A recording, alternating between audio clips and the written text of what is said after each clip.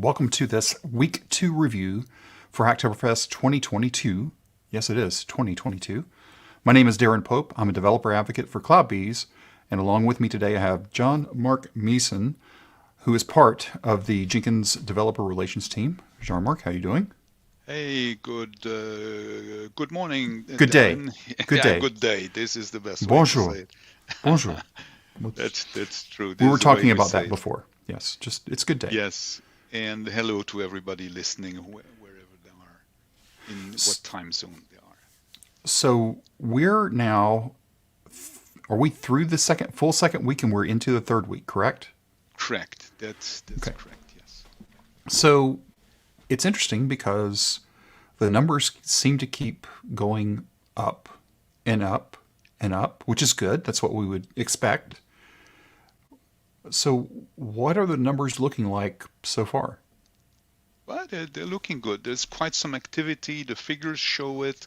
The various discussions show it, and so the latest figures are, I'm improving my tool to pull these statistics. So we're currently, or that was this morning, so about 5 hours ago, we're now at 332 PRs uh, versus 166 at the same time last week. So we're going good. A lot of work being done during the weekend. And these PRs have been submitted by 85 contributors, where we had 54 last week. Now, these PRs are not all in a merged or approved condition, so they have been submitted, and somebody needs to look at them, so they're candidates for that. So the real Hacktoberfest complete plugins, we are running now around 282 PRs, which is a lot of work, and I thank everybody that has been submitting all these PRs and this work. So we're talking here about 69 contributors, and in these contributors, 20 have fulfilled the swag conditions. You know, either the T-shirt or having a tree planted in their name. So it's going good. It's a lot of activity. So I like it. So, we've got 69 in so far, 20 fully vetted, if you will. What kind of stories are you hearing out of these places? I mean, I imagine some people are like, okay, well, forget the day job. Let's just go all in on Hacktoberfest. Okay, maybe not that far, but what are you seeing going on? Well, here I reached out to a couple of people and listened. So I like putting a face on these figures. So I heard, for instance, from two different persons that they're doing or putting the fest in Oktoberfest to taking it very seriously. And so, for instance, we had Jim Klimov. I mentioned him last week. He's a seasoned contributor, and he was very happy to say, "Well, nice. Finally, at the day job, we got into the real Hacktoberfest or October hackathon sphere. So at least internally, and so they finally have a beer keg in the office just to get everybody fired up, and so they're organizing events inside his company. So I hear that at several places, and in the same realm, people sitting together and trying to do something, putting the brains together. So I heard a consulting team um, that had organized their offsite. So now an offsite, when you work fully remote, means that the people go in the same place because they only see themselves through the camera. And so they went to Spain. So they're located here in Europe, and they organized their offsite so that it falls in October, uh, and spend some time on contributing to Jenkins. They chose to modernize, improve, and add important features to plugins, to Jenkins plugins, because they used every day by some of their customers. And maybe they will get even the customer to join the effort and start contributing to it. So, well, okay, they're hacking together, and they could have chosen a worse place to do that in sunny and pleasant Spain. I hope they enjoy tapas over there. Now, I had also two interesting remote conversations with two contributors to hear their story and how they felt about the event and contributing. So one was Stefan. Stefan is from Aachen. I pronounce the name in the German way. So there's a city on the western border of Germany. And he's been participating to Hacktoberfest since 2019 and does it with a strong focus on Jenkins and plugins. And he does it because he likes to contribute in his free time. So he's not able to do it during his working hours. And what motivates him is to improve the product, the product that he's using. And the easiest or the puzzle he likes to solve most is, and this is an interesting path, is refactoring existing code. So he's looking for deprecated methods. And instead of just leaving them in the code because they have been deprecated somewhere else, he takes the time to replace them with the more modern version. Another path that he takes to contribute is to look for spot bugs issues that normally should be enabled in the various CI jobs, and then goes to work and improves all these remarks from the tool. So this is the way he goes and likes to contribute. And in fact, Hacktoberfest was the trigger for him to contribute.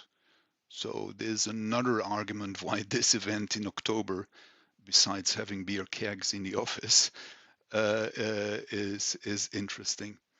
And I asked him then, why is open source important for him? Interesting note, and it goes in the same direction as my own feeling, is that we use open source products every day, especially in a professional sphere. If you list all the products that have been written by the community, and very little is done to give back. And that means that we observe that more and more, or if you look at yourself, we're more and more in a consumer posture towards open source. And this is why he says, well, open source is important, but contributing to open source is important. So as I said a little bit earlier, where his Oktoberfest activities this year are mainly, well, he enabled spot bugs in a lot of projects, so it was ready, and said, well, let's see what spot bugs has to tell us and what can be improved. So this is a very interesting path he's going. And he even went one step further this year.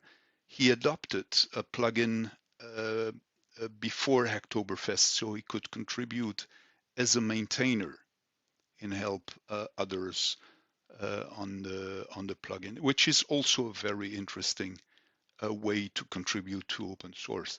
Don't forget, we have over 120, if I remember correctly, 120 plugins that are sitting alone like orphans crying on the sidewalk, and say, please somebody take care of me. No, plugins don't cry, but you understand the idea, I hope. Another thing, and maybe for people who are contemplating to contribute in the scope of Hacktoberfest or outside, is what makes it difficult. Stefan said the first contribution is always the hardest. So doing the first step is the most difficult. And once you've done the first step, you jumped into the cold water, well, then it starts to make more and more fun. Now, be aware, like he says, that setting up the environment can be frustrating in the beginning. So you need patience there, and maybe record this is my personal tip there. Record your experience, the difficulties you had, and what you didn't find in the documentation for setting up your work environment. And the other thing that he mentioned, and this is also food for thought, also for maintainers, is meeting the expectations of the community or the maintainers. So what is good, what is required, what is good enough, what to find the correct balance there. So he was he pointed out to that. And the last point he gave me was what would be his message to the people that are hesitating to contribute. Now, I liked it very his answer here. So he said, I encourage everyone to try it out. So just try it and see if it works, if you're able to do it. And the Jenkins community says here, so within Jenkins, a great community which tries to help so that the PR also gets merged at the end. So just do it, just try it, best way to learn that. So these were the words from Stefan. Found it very interesting, and also the way he finds issues or things to solve. Very, very interesting virtual conversation with him. Then I had a feedback from somebody from the US West Coast. He asked not to be mentioned by name. It's the fourth time he's joining Hacktoberfest, and he's motivated by also giving back to the community. So he's very fond of using all this great stuff out there, and this is the opportunity for him to give back. In here with this edition, he contributed to documentation update. Don't forget these sound trivial, but they're key. And what did he say else? An observation he made was it is sometimes very difficult to replicate the context in which a piece of code is not working or deployed, and it requires a lot of guessing. So he also is involved quite a lot in helping people, so giving support, and he struggles at the details that are given. You know, the famous, and people joke about that, it doesn't work. Well, yeah, I'd like to help you, but what doesn't work? What did you try to do? And so he pointed out that this is sometimes very frustrating, that you're required to guess what people and trying to see. So if you need help, either in submitting a PR or generally, try to explain the best you can what you intended to do, what is not working, what are eventually error messages and so on. It's very hard for people that want to help to put himself in your head and to get all the context. So it is a very valid point that he's doing. And his advice um, for Hacktoberfest or contributing was just plain curse, just go for it, just do it, jump in it.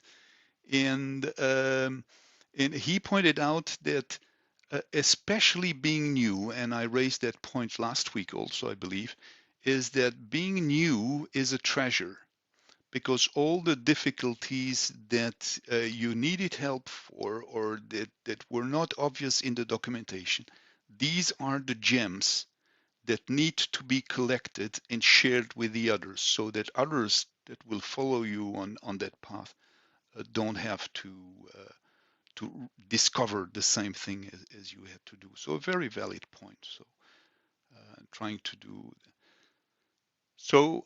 Having walked through the stats and these stories, so I really want to thank everybody for their contribution, for their enthusiasm. I feel the energy behind the exchanges on Gitter, on the exchanges I had personally with the people. So I like it very much. So thank you to everybody that has been joining there.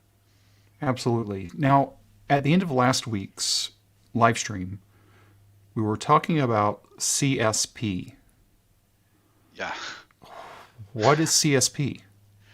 Yeah, a very good point. And it's a category of issues or that where we can help. So in short, CSP stands for Content Security Policy. And I tell you the story behind it. So content security policy is fairly new, but no, it's around for some time, but it's an HTTP response header. So it's something in the HTTP that modern browsers can use or have to use to enhance the security of the document, the page displayed. So this is the way, or this is what CSP stands for. Now, how does it work? It allows so with the information in the header, the browser is able to restrict how resources are used within the space. So in the page space. That means that a browser will say, well, this script I can execute, or this CSS can be executed. Oh, this is something that the author of the page did not mention to me. And per default, this is bad. So this is a neat way to control that what will be processed by the browser. So what does this have to do with Jenkins? Because, oh wait, Jenkins is a web app, right? Well, I mean, that's a very good point. So this technology has been around for some time. It has a huge potential. So now, Darren, if you look at the most common security advisory we have currently, the biggest problem we have is cross-site scripting. So it is a great source of potential attacks.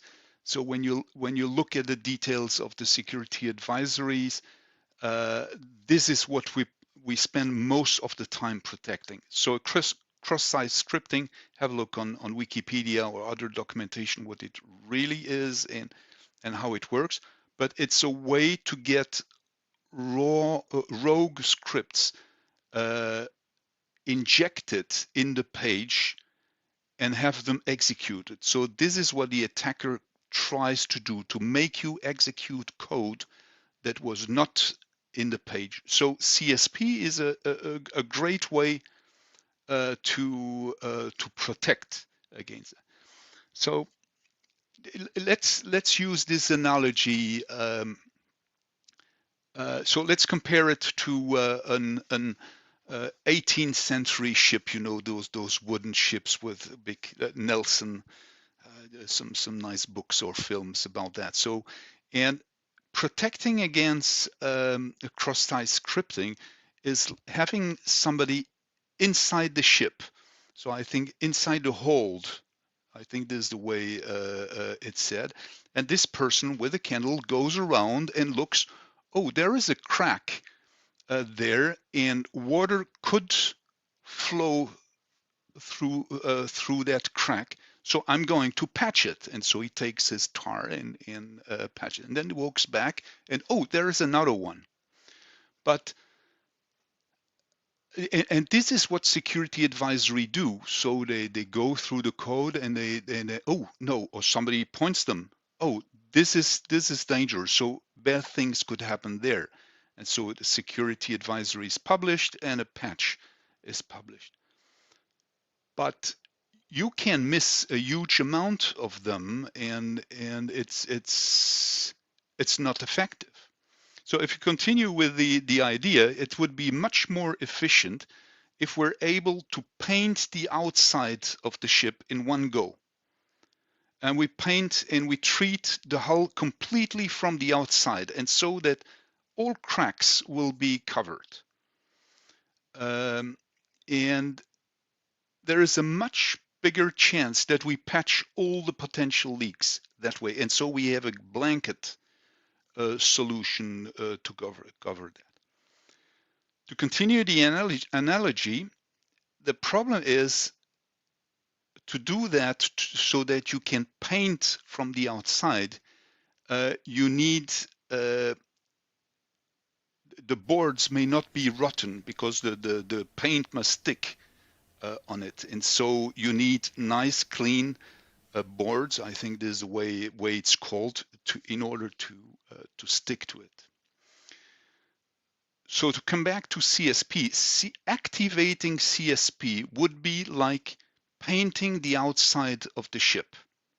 And so we enable it, and only authorized scripts will be executed. But then we have these rotten boards on the boat, so or on the ship. What does that mean in context of Jenkins? There are a lot of components that need to be checked because they don't follow what's called the best practices, security-wise best practices, and a lot of them are not designed to enable CSP. That means that you can clearly identify all the scripts that are run. We use a large amount of inline scripts in Jenkins and plugins code. So if we enable CSP in one go on Jenkins, most of the components will not work. And so they need to be patched in order that Jenkins continues to work. So how do we handle that practically? So as we know that CSP can only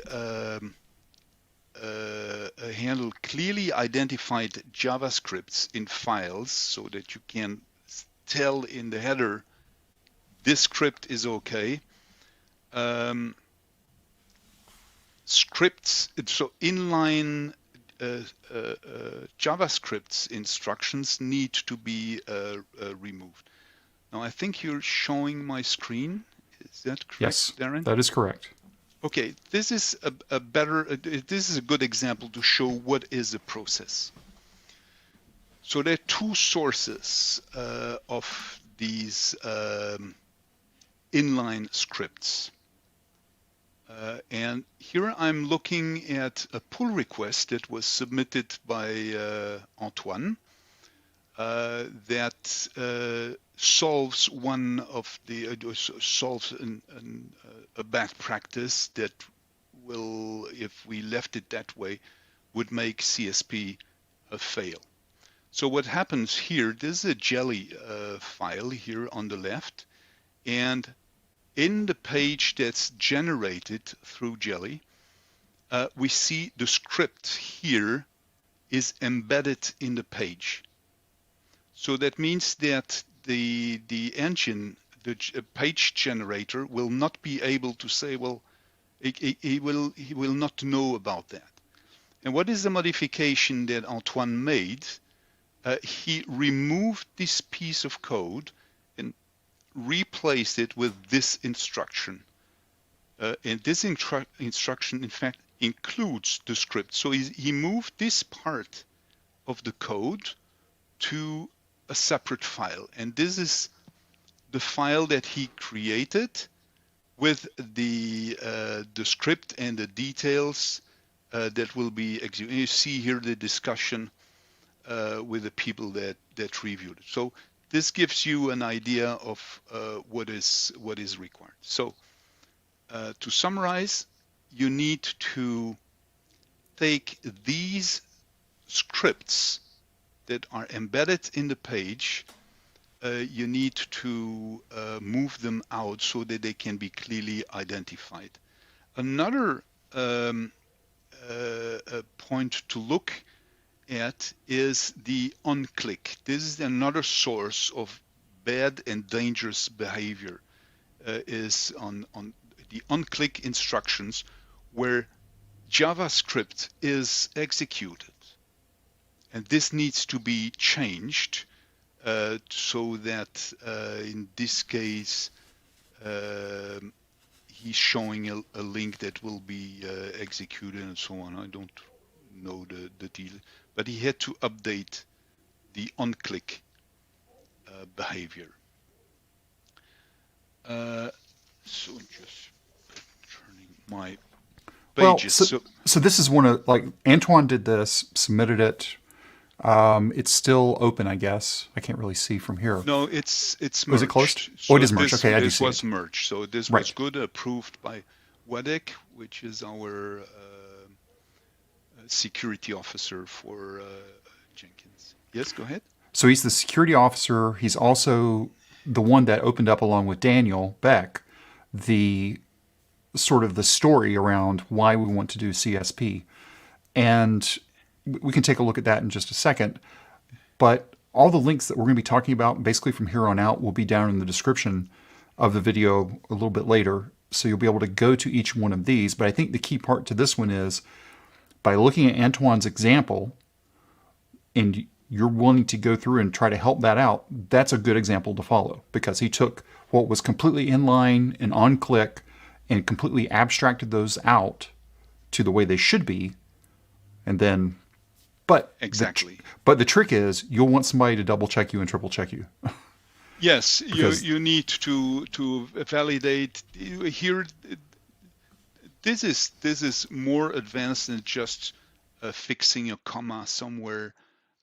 So now we're getting in the interesting stuff. So you'll learn also about good practices to integrate JavaScript.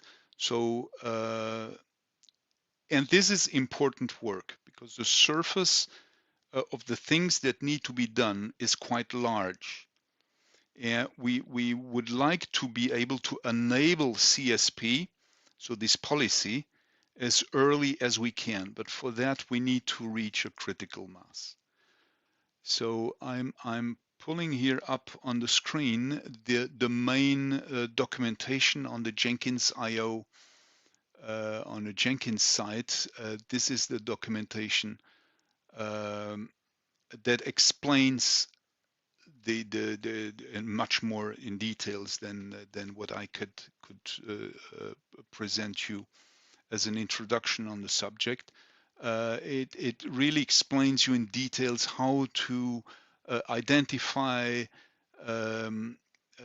what needs to be fixed, gives a few tricks how to for instance here to find them with tracing. I will give another other ideas how to do that. Development guidelines. What are the best practices for it? So this is the initial read to understand what it is. And so the name of the project is to make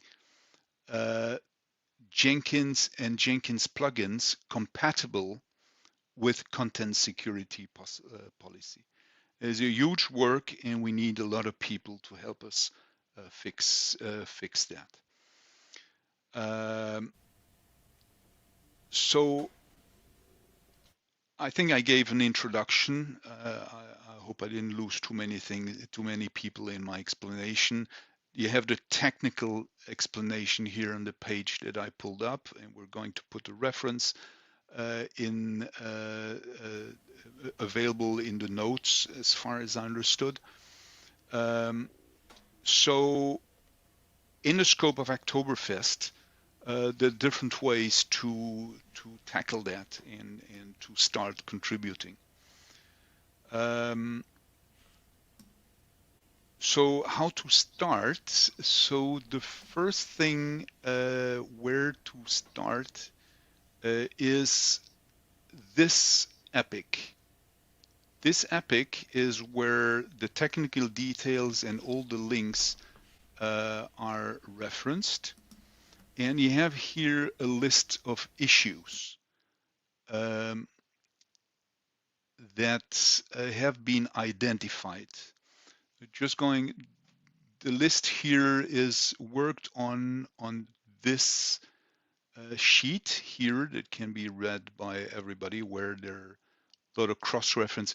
This is the worksheet that security uses, so the team Wadek, Daniel Beck use to have their notes. What they do, they walk through the list of most used components and walk their way down to have the full coverage. So using the Pareto law, 20% of the effort will cover 80% of the work. So use the this epic to track what are the issues that you can work on. So now there are 3 open. Take them, but also you can go on we have a dedicated Gitter channel. I can try to open it, but we have a CSP channel where people can guide you. And if you don't see an issue that you can work on in the scope of this Hacktoberfest, just ping on the channel and say, here, I'd like to help. I have time. I have knowledge that I can put to use for that. Can you point me to an issue there? So the Gitter channel, and also if you have questions on how to solve that. Now, another way to find that is by looking at the code that you work regularly with. So the plugins you work generally with, have a look, be attentive when you see on click or you see JavaScript, so inline JavaScript, you say, oh, this is something where I could eventually change, improve, refactor the code so that it will be compatible with CSP. So look for yourself in the code that you wade in yourself generally. And then the last way to do it is to use this plugin here. So this is a dedicated plugin, a content security policy plugin. You enable it, and it will report what are the content security policy violation in Jenkins or the plugins that they're using. So you could see there what are the candidates, and this is the way you can feed the list of things to either report or start working on. This is, what do I have here? This is another document I'm going to reference to. This gives all the history, the objectives, how does it work. It gives another type of explanation. It's also a very good document. And well, yeah, this is the list of, this is a search of the issues, but there are here on. Those are the ones tied into that epic, right? Yeah. Yeah, correct. So, Darren, were you able to follow my explanations? Absolutely. Or, okay. I have something? Been. No, I've been painfully aware of CSP for years. The world would be a much nicer place if all we had was plain HTML and no JavaScript and no CSS and no images. And it was just plain text with no styling or anything else. But that's not reality. So CSP, I think, is going to be one of those things. I think this is what you were talking about. Once we get to that point to where we cross that threshold to where, okay, now we can turn on CSP, then that's going to be, and this is going to be something that we're going to need to be talking about a lot because we are marching towards this direction. When will it happen? We don't know because we've got to get to a certain point to where we feel okay about it and then start going out there, because unless people hear about it and then all of a sudden they upgrade and then everything breaks, then, well, we've been talking about it for 2 years or however long the time may be. I mean, I'm not going to speak for Vadik or for Daniel, but we're just now really getting into earnest on this, even though it probably started sometime in the summer. Like it really started cooking some during the summer. So it would be great if it's done by this time next year.